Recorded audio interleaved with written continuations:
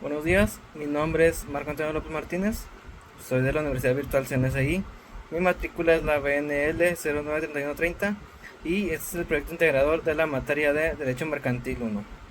En este proyecto hablaremos sobre las sociedades mercantiles y haremos esto a través de un cuestionario. Primera pregunta, ¿cómo definirías una sociedad mercantil? Se le conoce como la unión entre dos o más personas para realizar un fin común de naturaleza comercial a través de la aportación de capital de dinero o en especie de acuerdo al marco legal establecido por ambas personas. Las personas que rigen tienen obligaciones y derechos definidos.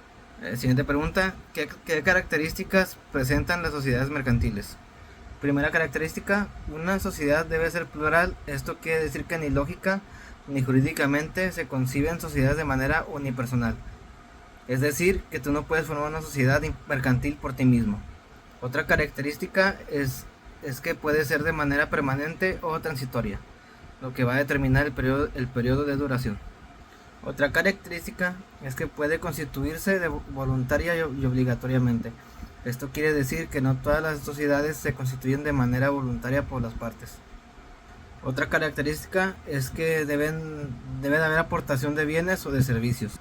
La última característica es la personalidad jurídica, es decir, que debe de haber capacidad para ser sujeto de derechos y obligaciones, por lo que la ley en ocasiones les puede negar la personalidad jurídica a quien considere no tenga capacidad legal. La siguiente pregunta es, explica cuáles son los elementos de existencia de un contrato de sociedad mercantil. Se divide en tres, y una de estas es por ejemplo, el consentimiento.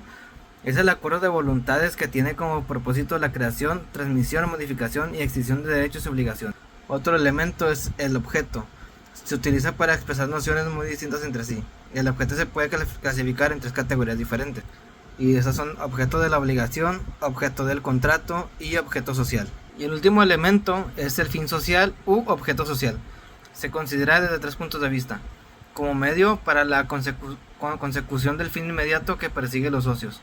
Otra es como presentación, lo cual quiere decir que se debe de tomar en cuenta como conjunto de actividades que debe realizar la persona moral. Y la otra es como medida de la capacidad jurídica de la sociedad. Ahora la siguiente pregunta es, menciona un ejemplo real de cada tipo de sociedad mercantil. En la sociedad de nombre colectivo tenemos como ejemplo la televisión azteca, SNC. En la sociedad en comandita simple tenemos como ejemplo a la prensa libre, es decir, el periódico. Como ejemplo de sociedad de responsabilidad limitada tenemos al grupo Veraservice. De sociedad anónima teníamos a la FAMSA, la cual pues ya quebró. Sociedad en comandita por acciones, ICL Iberia, que es una agencia de inversiones. La sociedad cooperativa tenemos a la Caja Popular Tamazula, SC de AP, de RL, de CV. Sociedad por acciones simplificada tenemos a Cinépolis SAC. Siguiente pregunta, ¿qué características principales identifican a cada tipo de sociedad, ya sea colectiva o comandita simple? Las características de las sociedades colectivas son las siguientes. Existen dos tipos de socios. Los capitalistas aportan capital y trabajo, y los industriales, los cuales solo aportan el trabajo. Otro punto es la transmisión de la propiedad es restringida, ya que los nuevos socios deben ser aceptados por todos los demás. Otra característica, la responsabilidad es personal, limitada y solidaria. Otra característica, debe haber un mínimo de 2 socios. Y otra característica es que la tributa por el impuesto de sociedades, entre paréntesis IS. Ahora, las características de las sociedades comanditarias simples. Existen dos tipos de socios, los colectivos aportan capital y trabajo, y los comanditarios solo aportan capital. Otra característica es la transmisión de la propiedad es restringida, ya que los nuevos socios deben ser aceptados por todos los demás. Otra característica, la responsabilidad es personal, limitada y solidaria para los socios colectivos, mientras que los socios comunitarios tienen su responsabilidad limitada al capital aportado. Otra característica, debe haber un mínimo de 2 socios y deben ser uno de cada tipo. Y por último es la tributa por el impuesto de sociedades IS. Ahora, ¿qué es una sociedad anónima? Es un tipo de sociedad mercantil en el que la responsabilidad de los socios se limita al capital que han aportado. La sociedad anónima es el ejemplo más claro de sociedad capitalista en el mundo empresarial y económico.